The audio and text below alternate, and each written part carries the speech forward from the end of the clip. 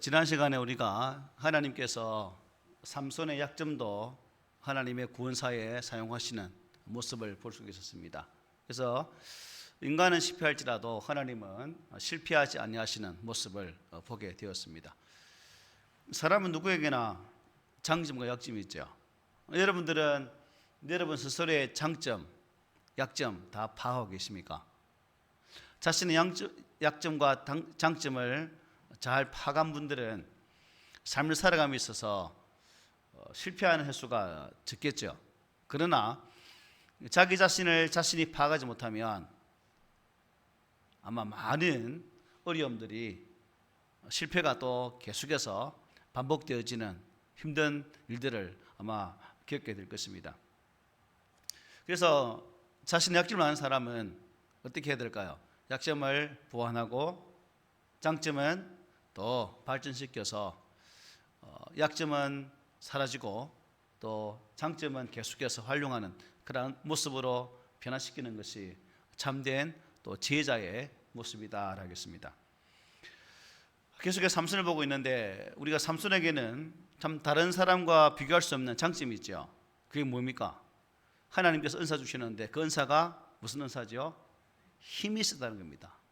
천하장사 만세, 힘이 있다는 거죠. 세상 사람들은 감히 얻지 못하는 그런 엄청난 힘. 그래서 하나님은 그의 장점을 사용하시려고 그에게 이러한 힘을 주셨다는 거예요. 그러나 삼손은 이 자신의 장점을 살리지 못하고 약점만을 계속 드러내는 모습을 성경은 우리에게 소개를 해줍니다. 결국 그에게는 아주 치명적인 아킬레스건, 그야말로 그만 툭 치면 넘어지는 그러한 부분이죠. 바로 여자에게 약하다는 것. 여자, 삼손에게는 여자가 아주 중요해 보였습니다. 그래서 삼손은 여자를 보았다, 여자를 좋아한다, 이 말이 삼손이 등장하는 매장마다 나옵니다. 특별히 14장, 15장, 16장 이 세 장을 보면 세 명의 여인이 등장하는데 이것은 삼손이 지나치게 여자에게 집착하고 있다는 것을 또 잘 보여준다 하겠습니다. 이것이 삼손의 생애에 있어서 그야말로 치명적인 참 약점이었다라고 볼 수 있죠. 지난 시간 살펴본 대로 삼손은 이 블레셋 여자에게 마음을 빼앗겨서 그녀와 이제 뭐 하려고 했죠? 결혼을 하려고 합니다. 물론 그의 부모는 반대를 합니다.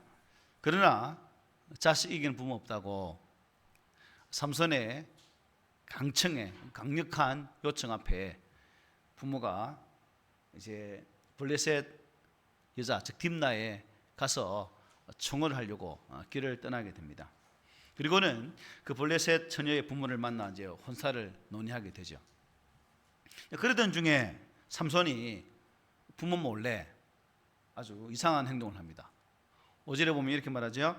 삼손이 그의 부모와 함께 딥나에 내려가 딥나의 포도원에 이른지역 젊은 사자가 그를 보고 소리 지르는지라. 자, 삼손이 어떤 사람이죠? 나시린. 나시린이 첫째로 금해야 될 게 뭐예요? 포도에서 나는 모든 것, 포도와 관계된 모든 것. 그러니까 지금 어디 간 거예요? 포도원에 갔다. 그런 것은 나시린으로서 가지 말아야 할 곳에 갔다 하는 것입니다. 포도나무에서 나는 포도, 금포도나 포도주나 포도나 이 모든 것을 먹어서는 안 되는데 거기에 갔다는 거예요. 이게 문제입니다. 그런데 왠지는 알 수 없지만 나시린이 먹지 말아야 할 포도밭에 가버린 삼손. 근데 마침 뭐가 나옵니까? 젊은 사자 한 마리 나옵니다. 그래서 좀 영적으로 깨어있다면 나시린으로서 포도원에 갔는데 젊은 사자가 나왔다. 하나님께서 나에게 여기 가지 말라는 신호인가? 라고 눈치를 채야 되는데 또 전혀 눈치를 못해요. 여기 젊은 사자를 만났는데 개도 아니고 그죠? 지나가는 우리 들개 똥개도 아니고 한참 힘을 쓰는 아주 젊은 사자를 만났어요. 어찌 보면 위기 중 위기고 잘못하면 사자밥이 될 수 있는 그런 상황입니다. 이런 상황 속에서 하나님의 경계하심을 내를 깨달아야 되는데 삼손은 그것을 알지 못했다는 거죠. 아, 내가 여기 오지 말아야 할 곳에 왔구나. 그래서 하나님께서 사자를 보내셨구나 라고 이렇게 알아야 되는데 그걸 알지 못했다는 거죠. 때로 저도 그렇고 여러분도 그렇고 우리 인생 삶을 살아갈 때에 위기를 만날 수도 있습니다. 이러한 때에 빨리 자신의 길을 돌아보는 지혜가 있어야 되죠. 혹시 잘못된 길을 막으시는 하나님의 경고는 아닌가? 그래서 우리가 살아갈 때 위기 속에서도 이 길이 하나님께서 막으시는 길이라면 우리가 그 길을 돌이킬 수 있는 그러한 또 지혜를 가져야 됩니다. 우리가 잘 아는 것처럼 출애굽했던 이스라엘 백성들 광야 생활을 약 40년 동안 하게 됩니다. 이제 광야 생활 40년을 마치고 가나안에 정복 정쟁을 해서 쭉 들어가는 그 상황 속에서 이스라엘 백성들의 강력한 힘이 가나안 땅에 사람들에게 어떻게 해요? 전달되게 됩니다. 그리고 모압 편기 이렇게 되어질 때에 모압 왕 누굽니까? 발락이 당시에 선지자였던 제사장이었던 발람에게 자신들에게 와서 좀 축복을 해달라라는 요청을 하게 됩니다. 그런데 단순히 그냥 오라고 하니까 옵니까? 안 가요. 자신에게 축복하고 이스라엘 백성들에게는 저주를 선포해야 되는데 그냥 요청하니까 안 가거든요. 그러니까 다시금 이제 많은 사신들을 그리고 또 여러 가지 제안들을 가지고 물질적인 조건을 가지고 발람을 초대하게 됩니다. 그때 이 발람은 참 그러한 때에 바르게 알았으면 좋겠지만 그렇지 못하고 물욕에 눈이 어두워서 그 청을 받아들이게 됩니다. 그리고 이제 나귀의 안장을 채우고 나귀를 타고 이제 길을 떠나게 되는데 민수기 22장에 보면 막 출발하려고 하는데 하나님의 사자가 그 앞을 막는 거예요. 그런데 발람은 그것을 못 봐요. 그런데 나귀가 사자가 칼을 들고 서 있으니까 가면 죽겠다 싶으니까 어떻게 합니까? 밭으로 도망을 갑니다. 그러니까 발람 입장에서는 이 나귀가 미쳤나 이게 왜 하면서 막 때려요. 채찍질을 해요.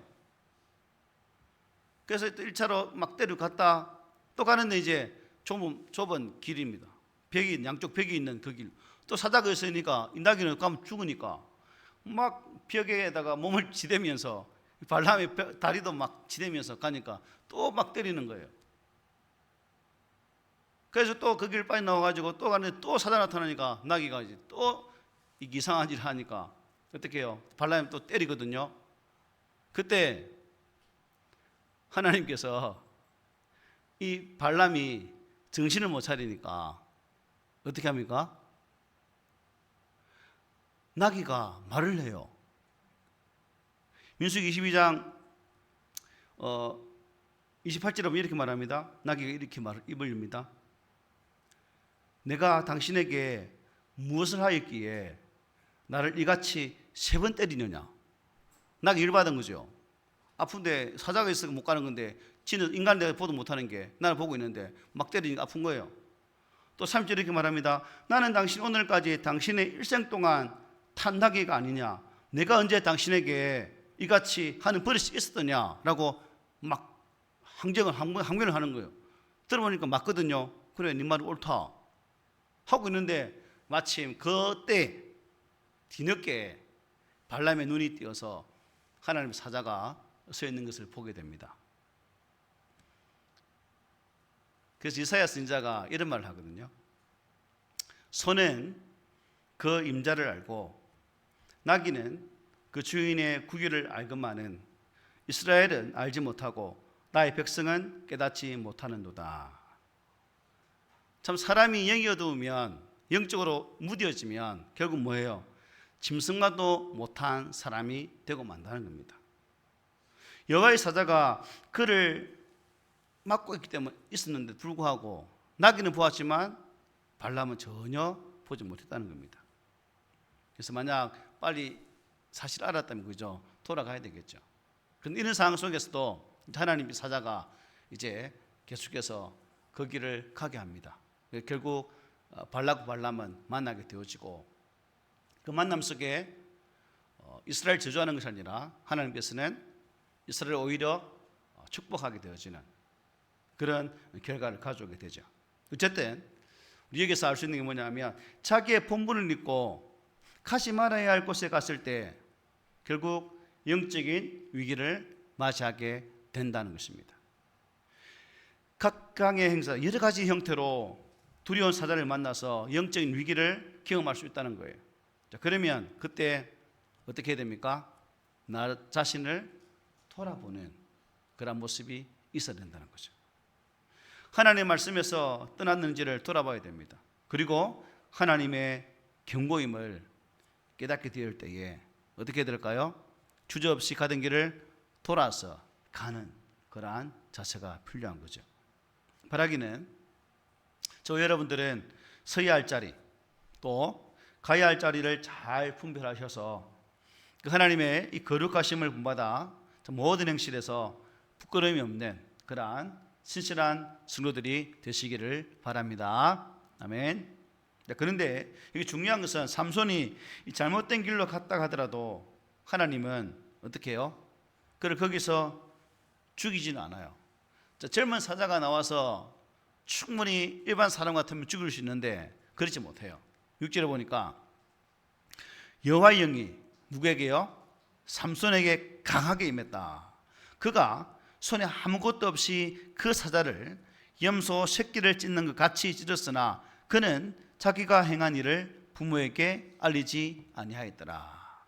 하나님은 그에게 강하게 역사하셔서 그로 하여금 그 사자를 염소 새끼 잡듯 그냥 찢어 죽여버립니다.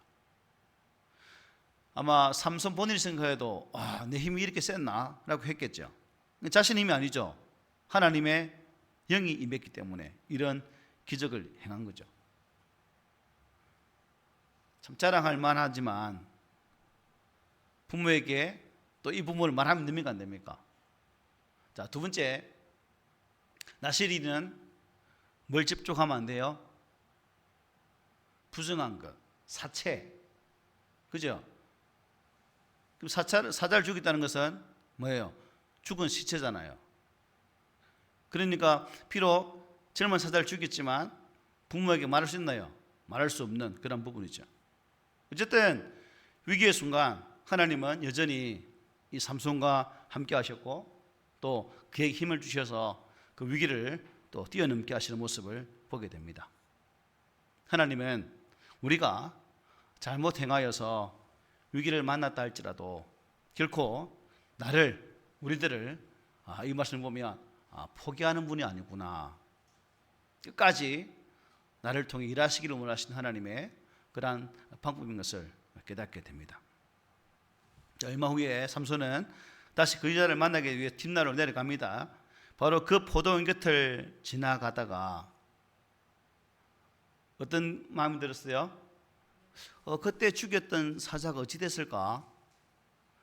그 사자가 어떤 모양일까? 궁금했겠죠. 그래서 그 포도원에 들어가서 사자의 모습을 궁금해하면 보게 됩니다. 8절 9절을 보면 말씀하고 있죠. 얼마 후에 삼손이 그 여자를 맞이하려고 다시 가다가 돌이켜 그 사자의 죽음을 본즉 사자의 몸에 벌떼와 꿀이 있는지라. 손으로 그 꿀을 떠서 걸어가며 먹고 그의 부모에게 이르러 그들에게 그것을 드려서 먹게 하였으나 그 꿀을 사자의 몸에서 떠왔다고는 알리지 아니하였더라만 합니다. 가서 보니까 사자의 시체에서 야생벌이다, 그죠? 야생벌이 꿀을 잔뜩 모아놓은 상태라는 겁니다. 그리고 그것을 이제 손으로 떠서 먹고 또 부모에게도 주었다는 내용입니다. 이 역시 이 꿀이 어디서 나서 무엇을 해서 어떻게 얻었니 그 말 못하죠. 죽은 시체에서 얻은 것이기 때문에. 그래서 삼손이 부모에게 이런저런 이야기를 못한다는 것은 생각해 보십시오, 여러분. 나신인으로서 마누아가 어릴 때부터 또 그 엄마가 어릴 때부터 그 교육을 시켰을까요? 안 시켰을까요? 시켰겠죠. 당연히 시켰습니다. 왜? 하나님께 주신 아들이기 때문에, 또 하나님께 바친다고 말씀하셨기 때문에 그 약속대로 살았던 부모들이에요. 그러니까 야, 나시리는 이렇게 해야 돼, 저렇게 해야 돼, 이렇게 해야 돼, 귀에 닦지 않도록 안 들었겠습니까? 그러니까 삼손도 이제 그런 부모의 상태를 아니까 말을 못하는 거죠. 지 스스로가 뭘 아는 거예요? 이게 알려서는 안 되겠다, 이게 바른 행동이 아니다 라는 것을 이미 알고 있는 거죠. 이렇게 되면 무슨 의미일까요? 자기에게 주어진 나시린이라는 그 직분을 참 소홀히 행하는 그러한 삼손. 딥나에 가서 블레셋 여인에게 한눈에 반한 것도 그렇죠. 부모와 함께 이 딥나의 청나라에 왔다가 포도원에 찾아간 것도 그렇죠. 사자의 사체에서 꿀을 딴 것도 그렇죠. 그 꿀을 부모에게 드린 것도 그렇고, 모든 행동이 나신이로서의 행동이 전혀 아니었다는 거죠. 그야말로 막가파 비슷하게 행동하고 있는 겁니다. 불순종을 너무나 가볍게 여기고 있는 삼손의 모습을 우리가 여기에서 발견하게 됩니다.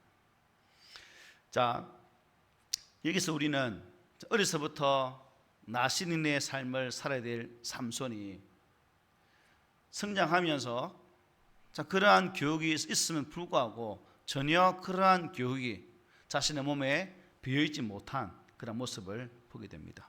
무슨 의미일까? 성장하면서 나실이라는 그 분명한 정체성을 상실해 버렸다고 볼 수 있는 거죠.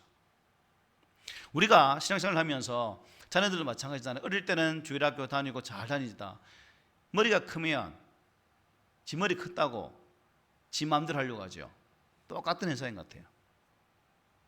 부모가 잔소리 할지라도 그 잔소리에 전혀 먹혀들지 않는 그런 모습, 바로 지금 삼손의 모습이 그렇습니다. 이게 잘못되면, 심각해지면 결국 어떤 일이 벌어질까요? 그를 나신으로 세우신 하나님, 또한 그동안 교육시켰던 부모, 다 두 군데에 뭘 먹이는 거예요? 욕을 먹이는 거죠. 욕을 먹이는 거. 하나님께는 영광 가리는 그런 태도 아니겠습니까?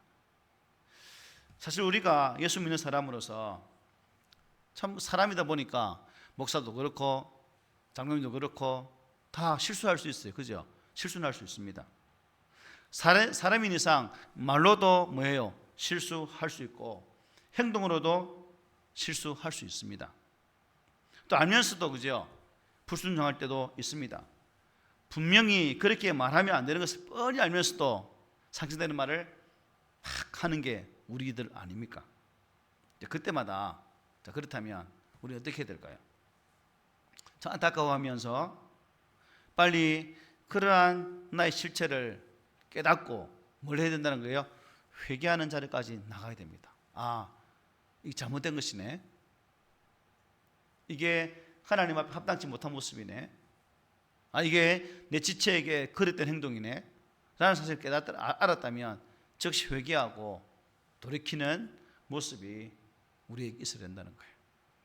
그러나 불순종을 전혀 죄로 여기지 아니하고 오히려 한술 더 떠서 그러한 죄를 가볍게 여긴다면 우리는 하나님을 만홀히 여기는, 즉 업수히 여기는 그런 자가 되고 말 것입니다. 바라기는 우리 성도들은 한 사람도 한 분도 하나님 이름을 가볍게 여기지 않는 그러한 성도들이 되었으면 좋겠습니다. 혹시 모르고 실수하였든지 또 알면서도 불순종했든지 그 불순종을 가볍게 여기지 말고 하나님께 회개하고 바로 돌이키는 우리 모두가 되시기를 바랍니다. 자, 드디어 이제 삼손이 바라는 결혼 잔치가 벌어집니다. 결혼. 10절 11절에 보면 결혼의 장면을 말씀하고 있죠. 삼손의 아버지가 여자에게로 내려가매 삼손이 거기에서 잔치를 베풀었으니 청년들은 이렇게 행하는 풍속이 있음이더라. 무리가 삼손을 보고 30명을 데려와서 친구를 삼아 그와 함께하게 한지라 말합니다. 사사기 14장. 자, 신랑 삼손이 신부 집에서 잔치를 베풀었고 그렇게 하는 것이 그들의 풍속이었습니다. 그리고 신랑의 잔치 친구로 몇 명요? 30명이 초대를 받게 됩니다.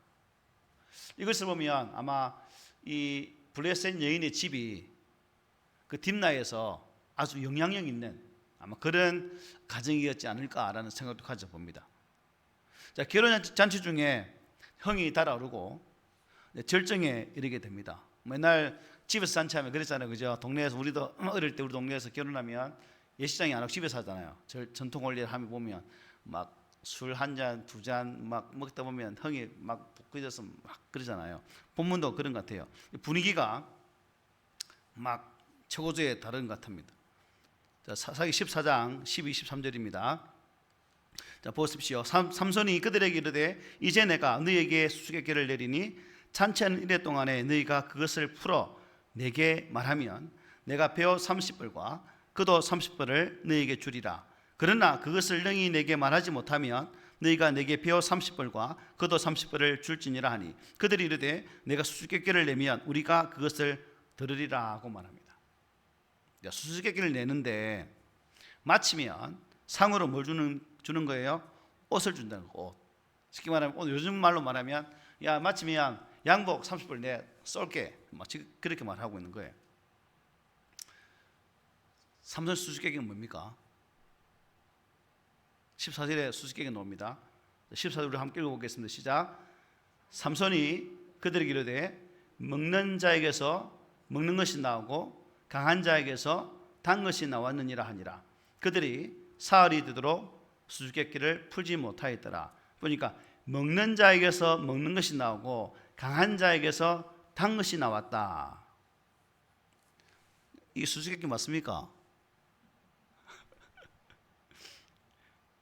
집어나는 거 아닙니까? 보통 수수께끼란 보편타당한, 보편적으로 누구나 들으면 아 그렇지라는 그 속에 답을 찾아야 되는데 지 혼자만 경험하고 지 혼자만 알고 있는 내용을 수수께끼로 떡 낸 거예요. 그래서 우리는 보통 이런 것을 뭐라면 애매모호하다 말하죠, 그죠? 얼토당토하는 그런 내용을 말하고 있습니다. 제가 이걸 보면서 삼손 뭐 하면 힘이 세죠? 뭐 한 사람이 힘이 세다 말하자니까. 네. 힘은 센데 아마 머리는 아마 좀 별로인 것 같아요. 나시린이었지만 힘은 무척 센데 이 머리 회전력은 약간 딸리는 그런 사람인 것 같아요. 제 생각입니다. 뭐 성경에 그런 게 아니고 이걸 보니까 그렇다는 거죠. 그런 거 보니까 하나님은 모든 걸 다 주시지 않는 것 같습니다. 그죠? 삼손에게 힘도 주고 지혜도 줬다면 완전히 날고 기는 사람 안 됐겠습니까? 그나마 하나님은 약간 머리가 딸리게 해서 뭐 그렇도록 실수를 하는 그런 모습을 보게 됩니다. 상식적으로 맞힐 수 없는 이 문제 앞에 그 청년들이 문제를 풉니까? 못 풀죠. 누가 풀겠습니까? 집만 알고 있는 지각 개그만 사건을 가지고 문제는 누가 풀겠어요? 15절에 보십시오. 삼손이 지 와이프를 이제 협박하죠. 일곱째 날에 이르러 그들이 삼손의 아내에게 이르되 너는 내 남편을 꿰어 그 수수께끼를 우리에게 알려달라 하라. 그렇지 아니하면 너와 내 아버지의 집을 불살리리라. 너희가 우리의 소유를 빼앗고자 하여 우리를 청한 것이 아니냐. 그렇지 아니하냐라고 말합니다. 그러자 삼손의 아내 어떻게 합니까? 눈물로 삼손에게 강청합니다. 당신 나 사랑합니까? 그래 사랑해. 사랑하면 그 수수께끼 답 좀 알려주세요. 왜? 알려주면 안 돼. 막 매달리고 우니까 어떻게 합니까? 결국 알려줍니다. 16, 17 보십시오. 삼손의 아내가 그의 앞에서 울며 이르되 당신이 나를 미워할 뿐이요 사랑하지 아니하는도다. 우리 민족에게 수수께끼를 말하고 그 뜻을 내게 알려주지 아니하도다 하는지라. 삼손이 그에게 이르되 보라, 내가 그것을 나의 부모에게도 알려주지 아니하였거든 어찌 그대에게 알게 하리요 하였으나. 17절 7일 동안 그들이 잔치할 때 그의 아내가 그 앞에서 울며 그에게 강요함으로 일곱째 날에는 그가 그의 아내에게 수수께끼를 알려주매 그의 아내가 그것을 자기 백성들에게 알려주었더라. 결국 삼손은 마지막 날에 지 와이프에게 수수께끼의 정답을 알려줍니다. 여러분 그냥 알려줬겠습니까? 아니죠. 이거 니만 꼭 알아야 돼. 니만, 우리 사람아 그 사람 니만 그러면 꼭 알려줘.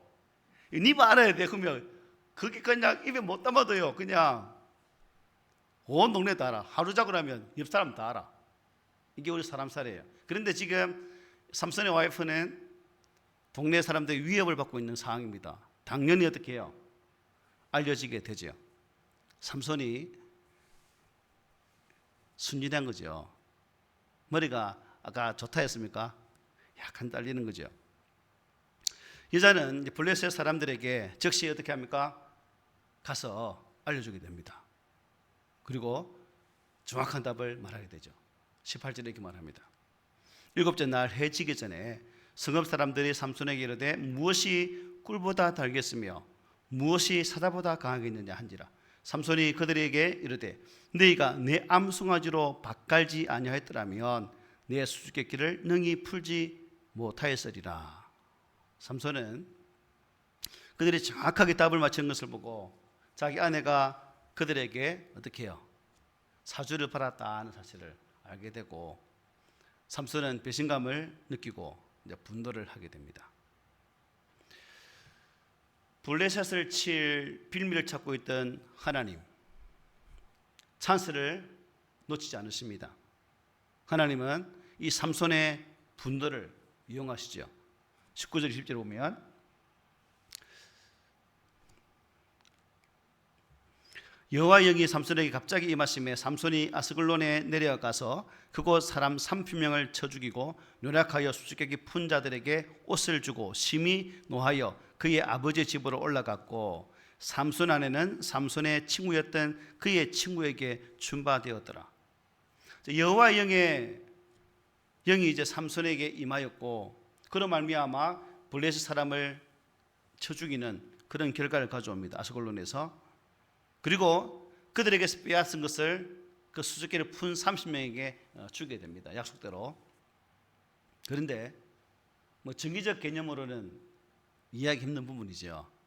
지켜줘야지 블레셋 지민족 죽여서 그 빼앗아서 주는 삼손의 모습을 보게 되고 또 예전의 말씀 보면 화가 나서 이제 집으로 돌아간 삼손의 아내를 또 다른 사람 그 친구에게 또 줘버리는 참 상식으로 이해가 되지 않는 삼손도 상식적으로 납득이 안 가고 지금 그 장인의 입장도 마찬가지입니다. 어쨌든 황당한 이야기. 오늘 보면 연속적으로 벌어지는 삼손의 실수와 또 그 실수로 이어지는 또 다른 사람들의 황당한 이 이야기지만 우리가 이 이야기 접하면서 우리 하나님은 어떤 하나님이십니까?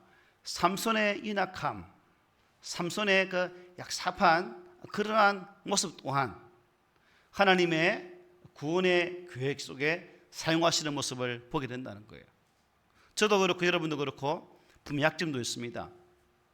그리고 자주 실수하여 넘어지기도 합니다. 하지만 하나님은 우리와 함께 하셔서 우리의 연약함도 약점도 들어서 사용하심으로 주의 뜻을 이루시기를 원하신다는 거예요. 이게 우리 믿는 자들의 은혜입니다. 하나님의 은혜가 하나님의 영이 우리에게 임하여 있고 우리 성령이 내주하시는 한 우리 믿음의 사람들은 하나님의 선한 도구로 쓰임 받을 수 있다는 사실이에요. 이게 은혜라는 거죠. 어느 한 부분을 보더라도 쓰임 받을 부분이 없고 어느 한 측면을 보더라도 못난 부분이 많은 우리들이지만 하나님은 그러한 우리들까지 그 못난 부분을 사용해서라도 당신의 방법으로 이루어간다는 거예요. 저 삼손이 실수했지만 오히려 그 분노를 통해서 사람을 죽이는, 블레셋을 죽이는 그런 결과를 가져오지 않습니까? 성경은 굳이 참 삼손의 약점, 되도록이면 드러내지 않아도 될 만한 이 사건을 드러내셔서 우리에게 말씀하시는 이유가 무엇일까? 이게 성경의 중요한 기록의 목적이죠. 하나님은 그러한 자들을 통해서도 반드시 일하신다는 사실. 포도원을 가까이 하지 말라 했지만 가까이 갔죠. 또 사자를 죽이고 사체를 가까이 했죠. 이런 모든 일들 속에서 하나님은 그러한 것들을 통해서도 일하시는 모습을 우리는 분명히 보게 된다는 사실입니다. 삼손의 혼란과 실패에도 불구하고 하나님은 당신의 계획을 차곡차곡 이루어 가신다는 거예요. 그러므로 오늘 이 시대 속에서 저 여러분이 삼손처럼 실수하고 또한 약점투성이지만 우리가 하나님의 영에 온전히 사로잡힐 때에 나의 약점 또한 하나님의 선하신 일로 쓰임받을 수 있다는 것, 나의 개팍스러운 이 성격 또한 하나님 손에 들려지면 이 성격 또한 하나님께서 적절하게 사용하신다는 사실을 삼손을 통해서 보게 됩니다. 그래서 성질이 못된 제가 이 삼손의 분노를 사용하신 하나님의 모습을 보면서 이것도 쓸 때가 있겠구나라는 내 스스로의 위로를 한번 가져봅니다. 어쨌든 하나님의 구원사 앞에 우리 모두가 잘 준비되어지고 또 겸손해져서 나는 왜 이럴까가 아니라 하나님, 비록 나의 모습이 이럴지라도 하나님 성령의 충만함을 주셔서 주님의 거룩한 이 구원사에 쓰임받는 제가 되기를 원합니다라는 그 소망함으로 주 앞에 세워지는 우리 모두가 되시기를 오늘 말씀으로 권면을 드립니다. 아멘.